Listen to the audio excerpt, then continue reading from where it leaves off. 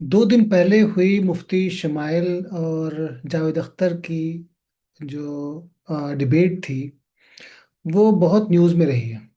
और नेचुरल था, हमारे यहाँ एक तबका है जो बल्कि हमारे यहाँ एक पूरा एक एक ज़माने में मुनाजरे का बहुत ज़ोर था। तो मैं इस मुनाजरे के बारे में बात नहीं करूँगा। ये इम्पोर्टेंट था, लोग बहुत खुश हैं इससे। और मुफ्ती शमाइल के बारे में कहा जा रहा है कि उनकी परफॉर्मेंस बहुत अच्छी थी। लेकिन मैं आज इस कॉन्टेक्स्ट में एक दूसरी बहुत इम्पोर्टेंट मुबाहिसे के बारे में बात करूंगा जो उस ज़माने के बड़े स्कॉलर्स के दरमियान हुई थी। यानी मुफ्ती शमाइल तो अभी उभरते हुए नौजवान हैं। मैं जिनके बारे में बात करने जा रहा हूँ वो हैं हज़रत मौलाना मोहम्मद कासिम नानूतवी। हज़रत मौलाना कासिम नानूतवी के बारे में अगर उनका तारुफ कराना हो तो बहुत इम्पोर्टेंट, मतलब वो जो बर सग़ीर में पिछले 200 सालों में जो बहुत इम्पोर्टेंट शख्सियात पैदा हुई हैं, रिवोल्यूशनरी शख्सियात जिनका ना सिर्फ ये असर उस ज़माने में रहा बल्कि अभी तक उनका असर महसूस किया जाता है, वो शख्सियत थी। 1857 में उन्होंने शामली में थाना भवन में जो अंग्रेज़ों के ख़िलाफ़ जो जंग हुई थी उसमें बहुत अहम किरदार अदा किया था। उसके बाद वो उनको यहाँ से फ़रार होकर हिजाज़ जाना पड़ा, फिर वापस आए। फिर कैसे उन्होंने दारुल उलूम देवबंद की बुनियाद डाली और दारुल उलूम देवबंद के ज़रिए से हिंदुस्तानी मुसलमानों को जो उन्होंने एक स्टेबिलिटी दी, एक मेंटल उनको सपोर्ट दिया, एज ए कम्युनिटी उनको एक सोलेस प्रोवाइड किया, लीडरशिप प्रोवाइड की। तो बहुत बड़ी बात थी। हालांकि बहुत ही कम उम्र में उनका इंतकाल हो गया, तकरीबन 50 से कम, 44 45 साल की उम्र में उनका इंतकाल हो गया। मेरी किताब biographical encyclopedia of Indian Muslim freedom fighters में उनके ऊपर एक तफसीली एक चैप्टर है। लेकिन आज हम बात करेंगे एक मुबाहिसे की जो सह तरफा मुबाहिसा था। 3 फरीक थे उसमें। एक हज़रत मौलाना कासिम नानूतवी थे। दूसरा जो बहुत बड़ा नाम है वो दयानंद, स्वामी दयानंद सरस्वती का है। दयानंद सरस्वती उसमें थे। और एक तीसरा एक बहुत बड़ा जो नाम था उस जमाने का, यानी कंपेरेबल नाम नहीं था लेकिन तब भी बहुत इंपॉर्टेंट, वो इस तरह के बहुत सारे मुबाहिसों में पहले हिस्सा ले चुका था। उसका नाम था, उसका नाम फादर नॉवेल्स था, जो मेथोडिस्ट एपिस्कोपल मिशन का जो है वो वहाँ रिप्रेजेंटेटिव था शाहजहानपुर में। तो ये इम्पोर्टेंट इसलिए भी है कि शाहजहानपुर में एक शहर है और मैं वहीं पैदा हुआ। हालांकि मुझे रहने का बहुत इत्तेफाक नहीं हुआ शाहजहानपुर में, लेकिन शाहजहानपुर से जो कल्बी लगाव है वो बहुत ही इम्पोर्टेंट है, आप उसको माइनस नहीं कर सकते। तो जो आप देखें कि 17 मार्च 1876 को ये और जो है वो ये मुनाजरा हुआ था। और ये मुनाजरा उससे 1 साल पहले भी हुआ था, 75 में भी हुआ था। यानी 1876 से 1 साल पहले 1875 में भी मुनाजरा हुआ था, जिसमें सिर्फ 2 फरीक थे। बल्कि तीसरे 3 फरीक थे लेकिन उसमें स्वामी दयानंद सरस्वती नहीं थे, यानी इतना बड़ा नाम नहीं था। लेकिन जो नेक्स्ट ईयर जो मुनाजरा हुआ 76 में, 1876 में, मतलब जो पहली जंग आज़ादी जो थी, उस जंग आज़ादी से 2 दहाइयों से भी कम मुद्दत के बाद जो है ये मुनाजरा हुआ। इस मुनाजरे का जो स्पॉन्सर था वो ब्रिटिश डिस्ट्रिक्ट मजिस्ट्रेट जो था शाहजहानपुर का, रॉबर्ट जॉर्ज ग्रे, वो स्पॉन्सर था। और इसका इंतज़ाम जो था वो मुंशी प्यारे लाल ने किया, जो एक कबीर पंथी थे, जो कबीर जो बहुत मशहूर शायर गुजरे हैं उनके मानने वाले थे। तो अब जो इस मुनाजरे से पहले जो चीज़ क्रिएट हुई, जैसे शाहजहानपुर वालों को पता चला ये मुनाजरा होने जा रहा है तो उन्होंने सोचा किसको बुलाएं। तो बहुत बड़े बड़े नाम रहे होंगे उस ज़माने में, तो बहुत ज़बरदस्त, और ख़ास तौर पर जो मिशनरीज से मुबाहिसे चलते थे तो उसकी वजह से आप देखें, मैं बाद में भी इसके बारे में, शायद कल भी इसके बारे में बात करूं। तो उस ज़माने में हज़रत मौलाना कासिम नानूती से ज़्यादा बड़ा जो ऐसा नाम जो जिनका अपनी ना सिर्फ अफकार पर पकड़ थी बल्कि बोलना और इल्म कलाम इन सब चीज़ों पर उनकी बहुत पकड़ थी, तो उनको बुलाया गया। कहा जाता है कि वो दूसरे नाम से सफ़र करते हुए पहले नानौता से दिल्ली आए, फिर दिल्ली से शाहजहांपुर गए, और शाहजहांपुर में भी जहाँ रुके तो वहाँ उन्होंने अपना असली नाम नहीं बताया। बाद में ये उगदा खुला कि कौन इतना बड़ा स्कॉलर है जो आया। उनके साथ तकरीबन जो दूसरी जो बहस हुई उसमें उनके साथ 20 स्कॉलर्स और उनके जो डिसिपल्स का वो ग्रुप था।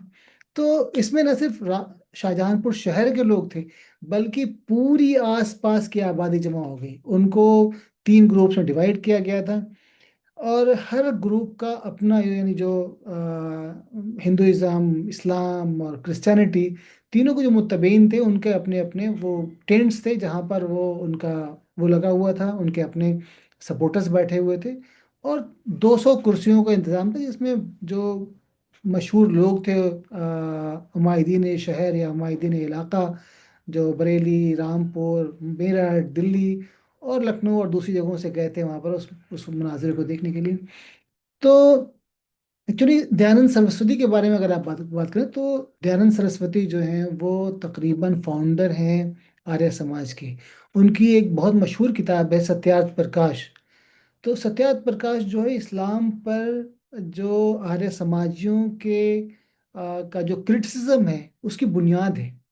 यानी आप देखें, आपको जो अभी भी जो क्रिटिक है इस्लाम के, हिंदुस्तान में सब कॉन्टिनेंट में आपको लोग मिलते हैं, कहते हैं कि ये जो आयत है कुरान की वो आउट ऑफ कंटेक्स्ट बयान करते हैं, ये आयत सही नहीं है, या ये जुल्म को शो करती है, आउट ऑफ कॉन्टेक्स्ट जाकर। वो सारी जो है वो सत्यार्थ प्रकाश से उनका उसको अख्स किया। नहीं, बुनियाद जो है, फाउंटेन हेड जो है वो दयानंद सरस्वती हैं। हिंदुस्तान में इस्लाम पर एक प्लान जो एक एफर्ट थी इस्लाम को मैलाइन करने की और इस्लाम को मतलब क्रिटिक करने की एग्रेसिव अंदाज में। तो ये दो पर्सनालिटीज बहुत अहम थी। दूसरा ये कि जो फादर नॉवेल्स था, उनके साथ जो है वहाँ पर कई और भी बड़े स्कॉलर्स थे जो वहाँ पर आए थे। और उसमें एक स्कॉट नाम का एक स्कॉलर था जो इसकी एक बड़ी पकड़ थी इनकी अपनी जो क्रिश्चियन फिलॉसफी के ऊपर। तो आप देखें, दो पर्सनालिटीज हैं, एक तरफ 3 पर्सनालिटीज, उसमें दो बहुत ही प्रोमिनेंट प्रीएमिनेंट हैं। उनमें से एक है हजरत कासिम नानोतवी, दूसरे हैं जो यानी पंडित दयानंद सरस्वती। तो इन दोनों की पर्सनालिटी आप देखें, ये फर्स्ट टाइम इनका कॉन्फ्लिक्ट नहीं थी। जब सत्यार्थ प्रकाश जो है दयानंद सरस्वती ने लिखी, जिसमें उसका एक मेन जो अटैक था दयानंद सरस्वती का वो ये था कि मुसलमान जो है काबा की तरफ नमाज रुख करके नमाज पढ़ते हैं, तो काबा जो है वो असल में काबे की इबादत करते हैं। बहुत से आम लोग जो मतलब जिनकी आईक्यू ज़्यादा नहीं है, मुताला नहीं है, many Muslim actually fail for his argument. उसके जवाब में जो है हज़रत मौलाना मुफ्ती नानोतवी ने जो क़िबला नुमा किताब लिखी, उसमें उन्होंने बताया कि यार ये तो कि मुसलमान जो है काबे की बात तो नहीं करते, हम में से कोई नहीं करता। हम सिर्फ एक किबला की तरफ रुख करते हैं, क्योंकि उनका मतलब ये था कि खुदा जो है वो beyond all form of directionality है। उसके मुकाबले में humans are bound to directions, वो मुकीद फिल जिहाद हैं ह्यूमंस। तो इसलिए जो है वो उनको एक तरफ रुख करके नमाज पढ़ने के लिए, वरना कोई मुसलमान जो है 5 लोग खड़े हों, एक इधर और एक उधर रुख करके नमाज पढ़े, बहुत ही जो है आम अंदाज में लोगों को सुलझाने के लिए वो ये एक आर्गुमेंट थी। तो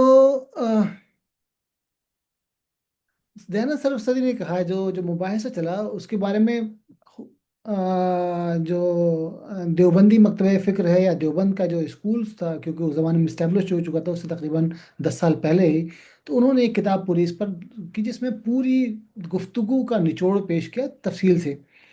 हज़रत कासिम नानोतवी ने क्या कहा, दयानंद सरस्वती ने क्या कहा, और जो है फादर नॉवेल्स और स्कॉट ने क्या कहा। तो दयानंद सरस्वती ने कहा कि जिस मैटर से खुदा ने दुनिया बनाई है वो मैटर एटर्नल है। इस पर लंबी बहस हुई। पहले ये था कि भाई 5 मिनट एक एक फरीक गुफ्तगू करेगा, फिर 5 मिनट दूसरी गुफ्तगू करेगा।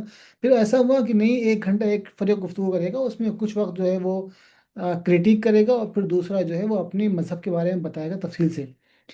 पहले 5-5 मिनट का वक्त हुआ था, तो पहला ये नहीं, और दूसरा ये कि 4 दिनों तक ये बहस चली, ऐसा नहीं कि 1 घंटे में ख़त्म हो गई। तो बहुत ही माथा पिच्ची हुई इसमें, जो लोकल ज़ुबान में कहूँ, शाहजहांपुर की। और उसके जवाब में कि ये मैटर जो था एटर्नल था, उसके जवाब में हज़रत मौलाना ने कहा कि एटर्नल नहीं हो सकता, कि ये मैटर जो है इसको भी खुदा ने बनाया है। खुदा जो है वो इटरनल है, उसने मखलूक की तख्लीक की है, और उसने जो मैटर था उस मैटर की भी तख्लीक की है। तो इसको खुदा ने बनाया है, इससे ये एटर्नल नहीं हो सकता। फिर उसके बारे में जो बात हुई, ट्रिनिटी के बारे में, यानी खुदा एक है। ईसाई कहते हैं कि वो ट्रिनिटी में, 3 इन 1 में वो बिलीव करते हैं। तो हज़रत मौलाना कासिम नानूतवी ने कहा, उसने कहा, जब स्कॉट ने और फादर नोवेल्स ने कहा, तो उसके जवाब में कासिम नानूतवी ने कहा, बहुत ही मतलब आसान अंदाज में उन्होंने रिस्पॉन्स दिए। उसमें ये था कि अगर स्कॉट को कंपेयर किया जाए किसी अनटचेबल से, जो ईसाई मिशनरी बैठा हुआ था वहाँ पर, अगर स्कॉट को किसी एक अनटचेबल से, जो वहाँ पर हमारे यहाँ जो बहुत बड़ी तादाद थी उस जमाने में, तो अनटचेबल से अगर वो किया जाए तो उसका क्या रिएक्शन रहेगा, क्या वो बर्दाश्त कर सकता है कि उसको कंपेयर किया जाए। तो इनका कहना था कि आपके सेंसेस सेम है, आपकी बॉडी सेम है, आपके डिज़ायर्स तकरीबन सेम है, आपकी बॉडीली एक्टिविटीज़ तकरीबन सेम है। उसके बाद भी आपको इतना बुरा लग सकता है कि अगर एक स्कॉट को एक अहम आदमी को एक अनटचेबल से कंपेयर किया जाए, हालांकि उनकी बुनियादी साख सब चीज़ें एक है। तो अगर खुदा को कंपेयर किया जाए एक इंसान से, तो खुदा को क्या लगेगा। तो ये बहुत तफसील से बात हुई। तो उन्होंने, उनका कहना ये था कि खुदा जो है इंसान से बिल्कुल जुदा है, उसका एटीट्यूड, उसका मतलब उसका इंसान से कंपैरिजन ही नहीं किसी तरह का। वो बहुत ही आला, डिफरेंट, कंप्लीट, मतलब परमानेंट है। इसके मुकाबले में जो है क्राइस्ट जो है, वो जिनको खुदा का बेटा बना के पेश किया जा रहा है, उनके बारे में उनका ये नहीं है। तो उनका कहना था, उनके अपने अल्फाज हैं कि मुझे हैरत है कि आक़िलान फ़रंग को क्या हो गया है कि ये इज्तिमाए ज़िद्दैन पर इतना ज़ोर देते हैं। तो ये मतलब बहुत ही, उन्होंने जो बहुत ही कॉमन अंदाज में लोगों को समझाने की कोशिश की। फिर उन्होंने कहा कि ईसाई तो असल में ईसाई है ही नहीं। असली ईसाई आज मुसलमान असली ईसाई हैं, क्योंकि वो खुदा की वहदानियत पर यकीन रखते हैं, और अपने आप को इंसान कहते हैं, और अपने आप को मुसलमान जो है अल्लाह को अल्लाह मानते हैं, खुदा को खुदा मानते हैं, और हज़रत ईसा अलैहिस्सलाम को ईसा अलैहिस्सलाम इंसान मानते हैं, जैसा कि बुनियादी तौर पर ईसाइयत का उसूल था। तो ये जो है क्या नाम है, उन्होंने कहा कि ये तो डिवाइन, दो तरह से खुदा को या तो बहुत हज़रत ईसा अलैहिस्सलाम को या तो खुदा के बराबर कर देते हैं, एक डिवाइन टॉर्मेंट के तौर पर उसको, उनको पेश करते हैं, कहते हैं बिल्कुल डुअलिटी है।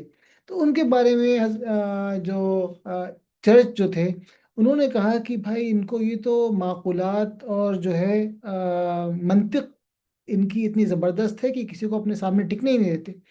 बहुत इसका पूरे हिंदुस्तान में चर्चा हुआ, बहुत ज़बरदस्त डिस्कशन हुआ।